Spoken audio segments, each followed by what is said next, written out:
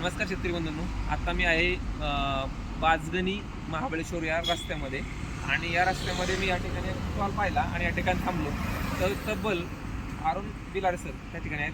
तर ह्यांच्या या स्टॉलवर त्यांनी स्वतः पिकवलेली भाजीपाला किंवा जी फळे आपल्याला पाहायला मिळत आहेत. तर त्या फळांची थोडक्यात ते पण आपल्याला माहिती देणार. तर मी थोडक्यात सांगतो की त्यांची सगळी ऑर्गॅनिक फळे आहेत आणि एक 24 ते मला वाटते कितीपर्यंत फळे किती सगळी 24 ते 48 व्हरायटी आहेत. आता 24 व्हरायटी स्वतः पिकवलेल्या आहेत आणि ह्या परिसरातल्याच आहेत सगळं. तर महत्त्वाचं म्हणजे की हे पपनस अनेक लोकांना ह्याचं कुतूहल असतं, पाहायला मिळलेलं नसतं. तर ह्याच्याकडे याची शेती आहे.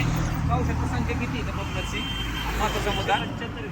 आणि आता आपण सरांकडून थोडीशी माहिती घेऊ की त्यांची आता इथं फळं कोणती लोकांना, शेतकऱ्यांना, माझ्या बांधवांना एकच सल्ला आहे की त्यांनी जो कलक लागलेला आहे शिवाजी महाराजांचा की आत्महत्या करणं, आत्महत्या न करता स्वतःच्या पाया उभं राहून काही शेतात पिकवता आलं पाहिजे, काही विकता आलं पाहिजे. त्याला ब्रँडिंग म्हणते. या ब्रँडिंगमधनं ती उपजीविका तयार होते. सगळ्यांना माझ्या नवीन अक्षय तृतीयेच्या शुभेच्छा. जे तर सर थोडक्यात आपल्या फळांची माहिती सांगा. कोणते? हे ग्रेपफ्रूट आहे. ग्रेपफ्रूट इकडे हे शिककाय दाखवा.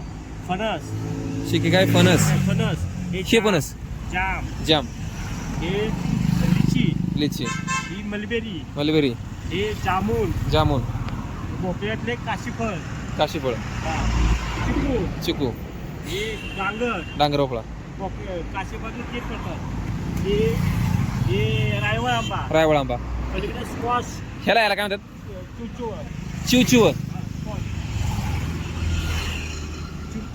स्क्वॉश हे शिके खायचे ना? हे शिककाय. हे पॅशन फ्रूट, हे चायनीज कुबी, आईस गार्ड आणि राजबेरी. हे कोणतं आहे? ते रातांबा, कोकम, कोकम, कोकम आणि राजबेरी. तर पाहू शकता अशा पद्धतीचे ह्यांच्याकडे लाल बटाटे त्याच्यात, लाल बटाटे, केळी आणि ते पलीकडे कवटे आहे. हे कवटे. हा, ते कवटे आहे आणि दुधी भोपळा. तर पाहू शकता अशा पद्धतीचा काकांनी त्या ठिकाणी रस्त्यावर स्टॉल लावलेला आहे आणि ते स्वतः पिकून स्वतः विकत आहेत. आणि त्यांचा जो महिन्याकाठीचा जो किंवा दिवसाचा इन्कम आहे तो एकदम छान आहे. तर असा प्रत्येक शेतकऱ्यांनी नक्कीच प्रयत्न करावा आणि स्वतःचं पीक स्वतः घेऊन विकावं. नक्कीच एवढेच.